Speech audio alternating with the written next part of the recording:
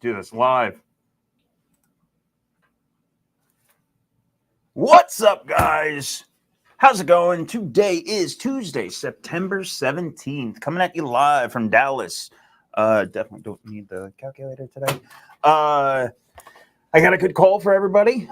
This week, I'm focusing mainly on acquisitions. Why? Because Thursday at our open office mastermind event, we're talking about acquisitions. This is an open invite to anybody in the DFW. If you're looking for a good networking event, come on out. We have the best sponsors in the business. It is honestly pure networking. And then we're going to roundtable and discuss, guess what? Acquisitions. So we've been getting a lot of discussion in Discord about acquisitions, right? How to negotiate, how to talk to sellers, how to make sure that you're buying accurately. Those are going to be the topics of this week's conversations. Today, I'm going to get into negotiations and the 4 pillars in more context, right? So today's conversation is all going to be about the 4 pillars. If you guys don't know what the 4 pillars are, stick around and find out, because I'm going to go into each one individually and at great length, hopefully. As always, smash that like button. Let me know what you guys got going on. Drop a comment. If you have any questions at all, drop it in the comments and let me know. If I missay something and I'm totally wrong, call me out on it. So what? Let me know. Real quick, before I get into anything, this Halloween, we have an amazing golf charity event coming up. Our 2nd annual charity golf tournament. It all proceeds, everything, not even proceeds, everything is going to help the Cowtown Warriors. Okay, they are an amazing 501c3po. I really don't know the wordage for that, but they're amazing for not-for-profit, helping veterans in need in North Texas. So honestly, if you are a golfer, if you're not a golfer and you still want to sponsor or donate, we have plenty of things in there. You can donate golf for a veteran, right? You can sponsor a veteran to play. So there's a lot of different opportunities there if you want to take part.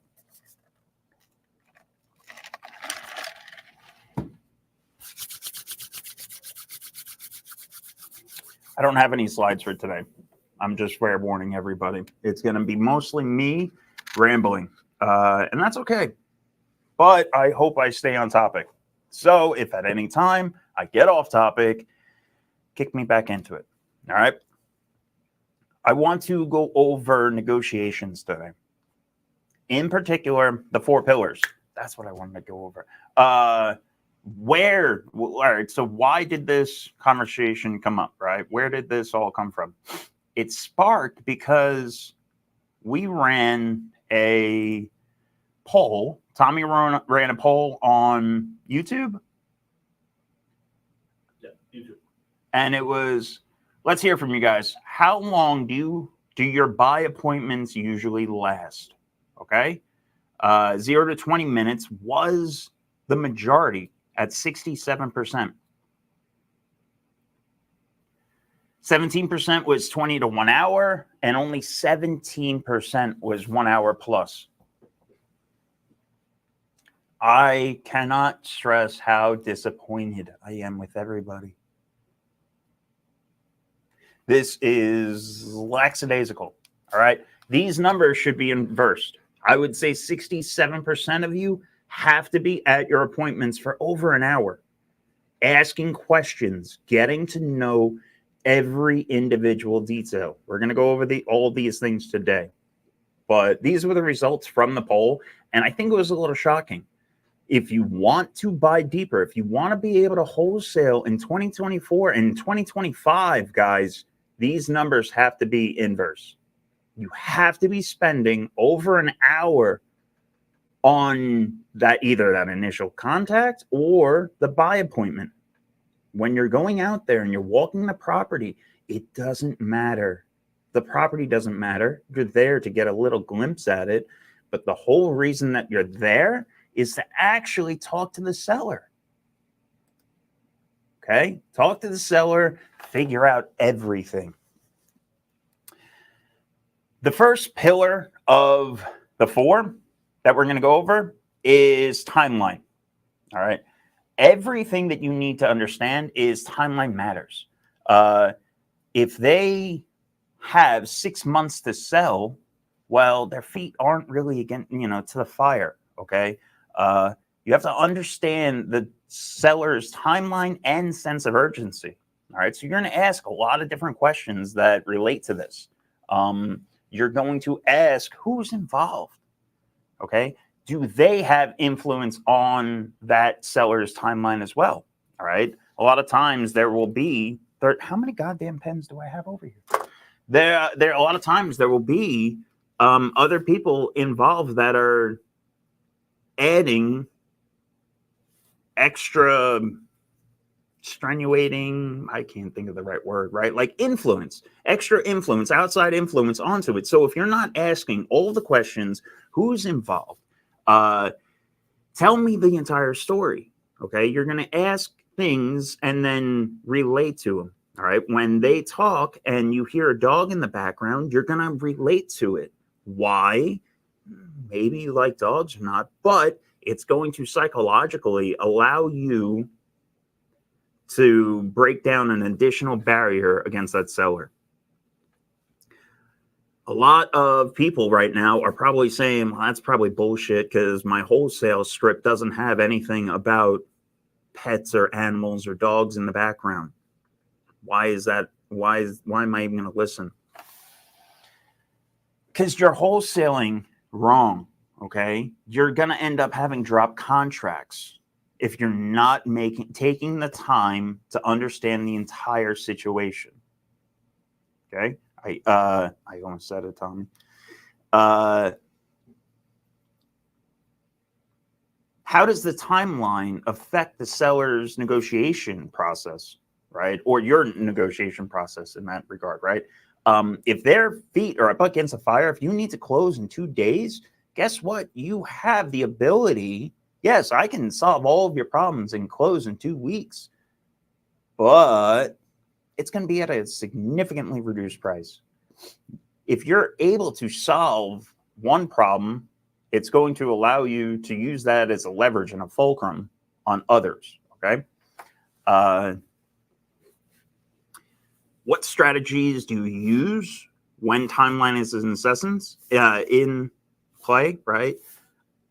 You're going cash offers, right? You're not going to be wholesaling this thing. If they need to close in 72 hours, you better be able to close in 72 hours. And a lot of times you can.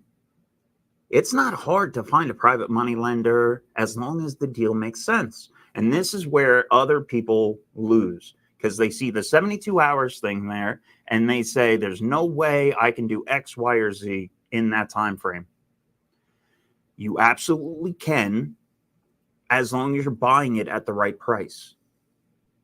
And that means you're going to analyze it, and your timeline is the offer is going to account for that.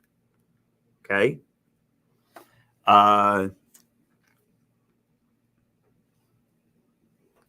Trying to think of some other things that go in with the timeline. What affects timeline? All right. How does timeline come into play? If they're up against a foreclosure, you need to know about it. And there are certain times and certain cutoffs that you need to address. Okay. If you're going after somebody that has a pre-foreclosure or that type of motivation pushing against them, you're going to use that timeline as negotiation problems with them. Negotiation tactics with them. Okay. You're going to say, Mr. and Mrs. Seller, I understand that you need to close in 2 weeks. I'm totally sorry. That's okay. I can get this done. I will solve all of your problems, and I'm going to come to your rescue within the time needed. Everybody focuses on the problem, but you have to realize you're selling the solution. Okay? So make sure that you can solve those problems. We say all the time, slow, right? Never. You have to realize that this whole conversation that we're having about timeline, need, and everything, I'm rambling through it in 5 minutes. That is supposed to take an hour. Remember back to the poll we put up. It's going to take you over an hour to pull all of this information, all this detail out.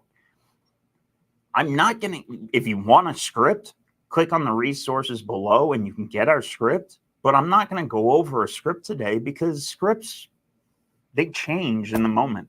All right. Every deal is going to be different. Every negotiations is going to be different. But as long as you're understanding what information you have to pull out of this conversation, you're going to be successful. All right. And timeline, Time is necessity.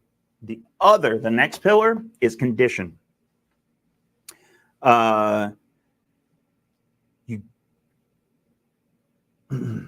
trying to pick and choose my words here because this is always what gets me jammed up.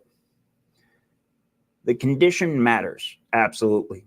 At the same time, when people first get into negotiations and they're talking directly to sellers, they get very heavily focused on the condition of the property. Well, tell me about the roof. Tell me about the shingles. When did you get them put on? When was the last time you did maintenance? If you start grilling the seller with questions about the property, where you're putting them on their back, on their heels, all right, you're going to make them defensive, and you don't want to do that. So anytime you talk about the property condition, understand that it's most likely going to be shit. The avatar that you're dealing with in the most time, they have problems going on, and that's okay. You're setting the understanding that, hey, Mr. and Mrs. Seller, I've seen it all. Trust me, I've seen way worse. I just need some photos. Can you send them to me? But the house is really messy right now. It's okay. Don't worry. I've seen everything. You'll never believe the things I've seen. Always set yourself on the same side as them, right? So when you're trying to pull out the information of the property, never grill them, all right?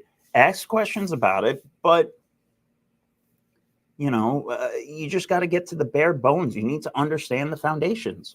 Is it going to be a light rehab? Is it going to be a full gut job?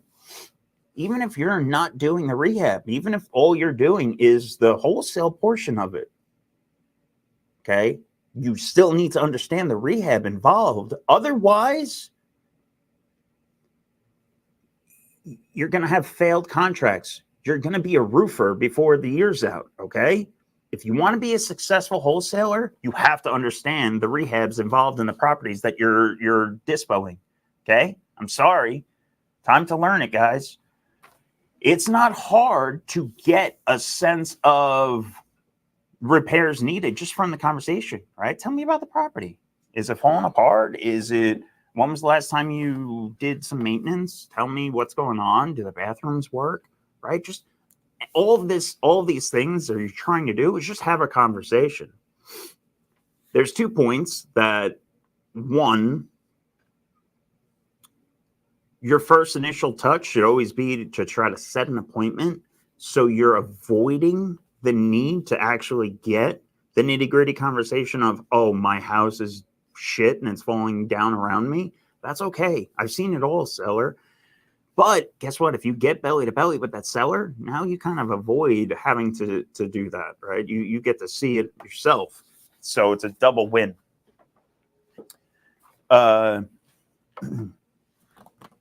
When you're focusing on the condition, you really just need, the main 4, right? HVAC, foundation, roof, electrical, right? Is that the 4th? Plumbing? Anyway, just fucking get the nitty-gritty ones of them. And can you call the madman? I'm supposed to hang a goddamn light and I'm getting badgered.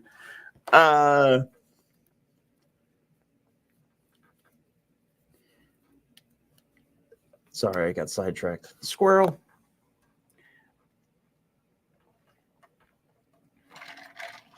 So condition is the second pillar, right? But it's not as earth-shattering, okay? You can very easily get a general sense of it from Google Street, Google area, and then just taking the square footage and then getting a rough estimate, okay? Either way, you have to make sure that that number is calculated in your offer, all right? And that's why it's the second of the 4. You don't need to go as far as getting a professional inspection, all right? I've talked to somebody last week. They almost burnt the deal down just because they got to agreeing on the terms and everything, and then they wanted to go in and do an additional inspection and extra verification. Listen, guys, you have to make sure that your numbers make sense before you speak them out of your mouth. I don't care if you have to wait 3 weeks. You talk to a seller for 3 weeks, and then you finally get all the necessary information to talk a number out of your mouth. That doesn't mean that you waited 3 weeks to talk numbers. You can ask questions. You can get them to talk numbers all day long. A number does not leave your lips until you are 100% confident in everything, okay? If you do the opposite, if you mention a number, you are going to be doing yourself a disservice. Example, if you're talking to a seller and you say, hey, how does 250 sound? If I can get you 250, does that sound good? You just cemented a number that you have no idea if it's even reasonable or rational. You might have to be at 125, right? Is that seller gonna like you after you try to price drop her $125,000? No. So why even rush it? Are you scared of the wholesaler that's behind you in line waiting to talk to him? And then if so, guess what? That wholesaler is going to overpay. Or let them have it, right? You don't need every deal. That's part of negotiations, making an offer and having the ability to pull it away, right? We talk all the time. You have to be the professional in the room. Mr. and Mrs. Seller, we've been doing this for so long. We don't have to close every deal. We want to make sure that we're offering you a solution and us, right? Has to be a win-win solution. I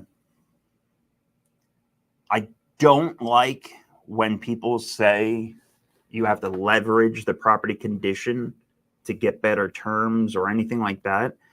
No, you're not taking the faults of the property and leveraging them to get a lower price, but you do have to make sure that you are setting the right expectations. So when you make the right offer, okay, Mr. and Mrs. Seller, my cash offer, if it is going to be a cash offer, my cash offer is this because your property needs this work.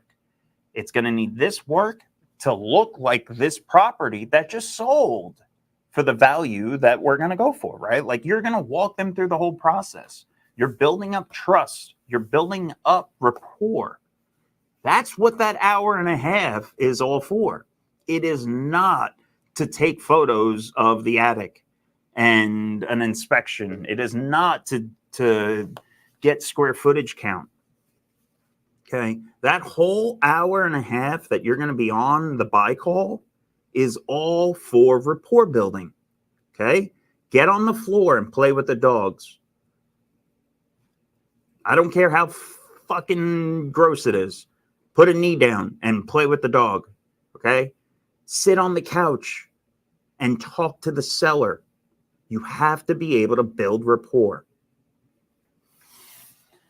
Is any of this making sense? Yet not one person has dropped a comment on me or told me I'm wrong. So I'm just rambling with it today. I bet it's because Nick's not here. If Nick was in the chat, he'd be rambling on me. Price. We just touched on it, but that's the next third pillar. All right. Third pillar is going to be price. As I just said, you do not talk price. This is all their price. What are the numbers? Tell me them, right? We always say, our saying or our go-to question is, tell me what you think the property is worth and how much you want to get out of it. It's a two-part question, okay? You are asking them pretty much in its current state, this is what it's worth. You get to then follow up with it, right? So, all right, well, I think the house is worth $700,000. Well, okay. Is that how much you want to get out of it? No, I want to walk away with 60. All right, well, those are two separate numbers. Where did 700,000 come from? Well, there are new builds right across the street that are selling for 700,000. Okay, all right. You could then go into more details about the neighborhood. Or, oh man, is that driving up your traffic? That happened to my brother of mine, and he ended up moving all the way out to. Is that why you're moving? Are you running out to again? All you're doing is you're using it as a foot in the door. Okay, you're not actually going to. You're going to take notes the whole time. You're going to write 700,000, and then 60,000. If you need to solve the 60,000, she thinks it's 700, but then later on, when you come to find out that her shit land is nowhere near a new build and it's not an apples to apples comp, I understand. I would love to get you that, but here we are. Price is also important because same thing on asking their price, you have to understand your price, okay? If you do not understand the value of the house, the end value, the ARV, the final sales price, if you do not have that set in stone, everything else is wrong. Okay? Even if you're going to wholesale it, you might be able to trick somebody into buying it from you. So yeah, great job. But that investor is going to end up failing. I've seen it so many goddamn times. Just the last 2 weeks ago in Discord, I was comping a deal for somebody, and I was like, God, man, this $20,000 rehab is a joke. There's no way this is 20,000. This is more like 53. I think he got a bid of 45. And he was still thinking about going into. I'm like, walk away from this. This is not a good deal for you. You're going to lose money on it. The wholesaler is going to make out and move on to the next one and find a new joker. If you're not understanding the price of everything involved, you're going to have shit deals. You might be able to succeed once or twice, get a thing moved, make a little bit of money. That end buyer is going to fail. Somewhere along the line, the luck's going to run out. Okay? The best way to get a property at the lowest bottom dollar, okay, is step one, building up rapport. And I mean a shit ton of it. So much so that step two is going to be sitting them down and walking them through and explaining to them why their property is only worth so much. It is a very hard conversation. But guess what? We're professionals, and this is what we do for a living. And the number that we give you might not be the highest, but it's going to be your best because I know I'm going to be able to close on it. So yeah, you can go with Mr. Wholesaler down the street. That's going to be $70,000 higher, but you're probably going to be talking to me again in 2 months when they can't sell it and they've done price reductions and show me their contract and I'll show you the weasel clauses. Everything, on and on and on. But as long as you did the rapport building up front, the price doesn't matter. Trying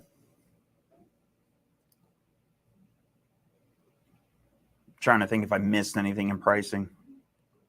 This right here is where you come down to comps, right? Where you're mastering comps, you're understanding what a like to like is.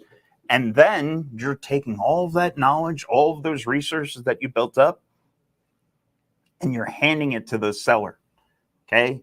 And you're presenting it to them from a position of power. And you're saying, hey, listen, Mr. and Mrs. Seller, I understand you want X. You think your property is worth X because the neighbors, because of this, that, and the other.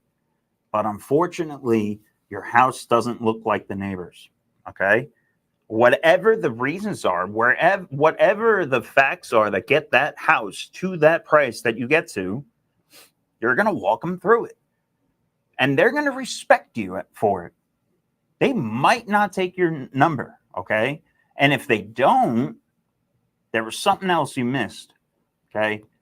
it's never from a point of belittlement or, hey, listen, your house is dog shit. No, it's, I would love to get you more, but unfortunately, this is the max I can get you because of XYZ. Okay.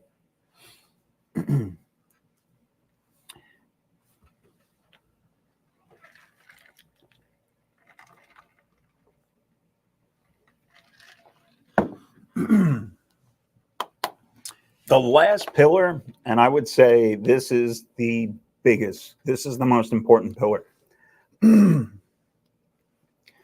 Sorry, excuse me. The most important pillar is motivation. Okay. This is the big why. Okay. It is going to take you a while to get to that. It's going to, and it's not as simple as pre-foreclosure. Okay. It's not as simple as probate. It's not as simple as whatever the pain point or whatever list you found them on. It is in a sense, but it really isn't. When you're talking to them, it's not. They're going to say, yeah, dad died 2 years ago, so now I got to sell it. Oh, okay. No, I'm so sorry for that. You know, my dad passed away when I was a little kid. It sucks. Can you tell me about the house? And yada, yada, yada. But you always relate to them, and then you go on. Why, if dad died 2 years ago, do they still have the house? Oh, well, they got a couple heirs involved, and you know, you gotta get cousins out of the house that are living there, and there's a brother that you fucking hate, and he will not sign any papers. And again, if all you did was shut the door on that and moved on, you're never going to get to the bottom of it. If you didn't understand that there's a bunch of heirs involved, if you didn't do the legwork up front just to understand the picture, if you made an offer, guess what? You're going to be real shocked when title is opened and you come to find out that you can't get the damn thing closed. Okay? It happens often. People rush into deals thinking that it's a home run, and then they're like, oh shit, I can't even get this thing closed because of XYZ. It's got a lien against it. That's something that you can very easily ask up front. Do you owe anything on it? Somebody's going to tell you no up front. Guess what? You ask them the same question an hour into the conversation. And again, just following up, I forget, I didn't have my notes going at the time. Do you owe anything on it? Or is there any taxes past due? And be like, you know what? Yeah, I think there is a little bit.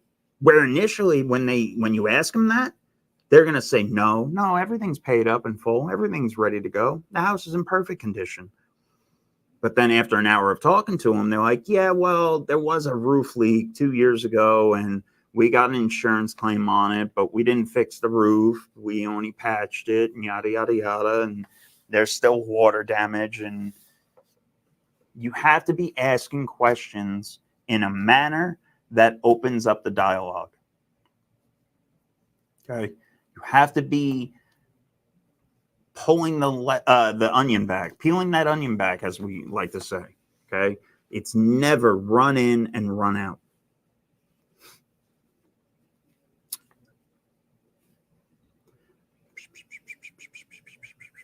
I'm trying to think where else we were going.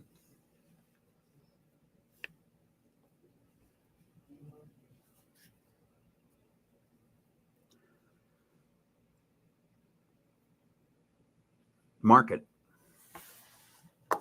That was it. That's where I was going.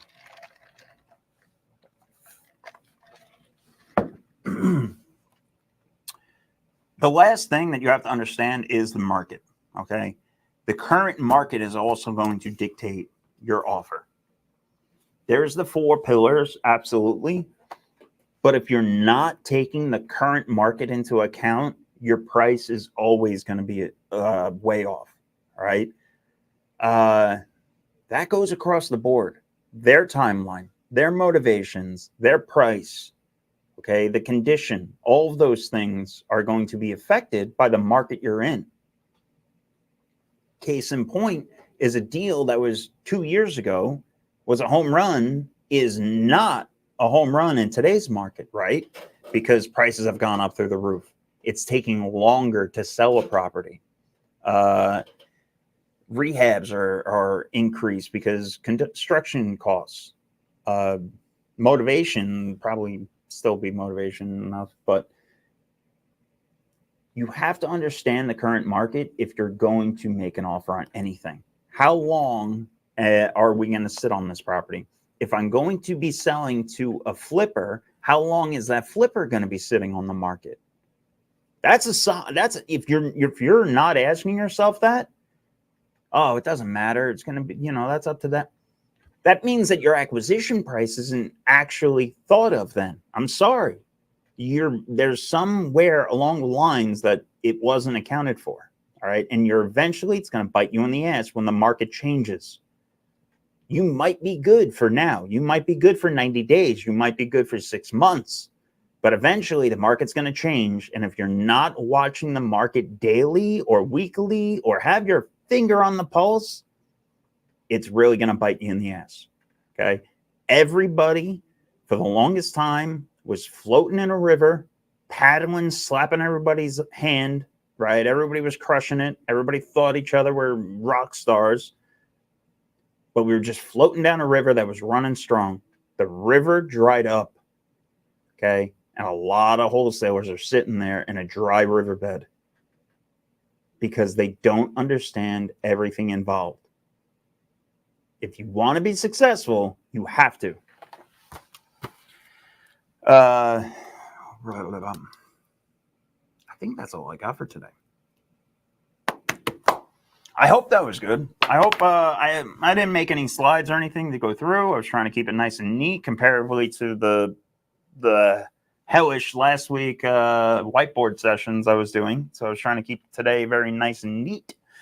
If anybody has any questions about anything I talked about, if I'm full of shit, let me know in the comments. Smash the like button. Not next Tuesday. It's this Thursday.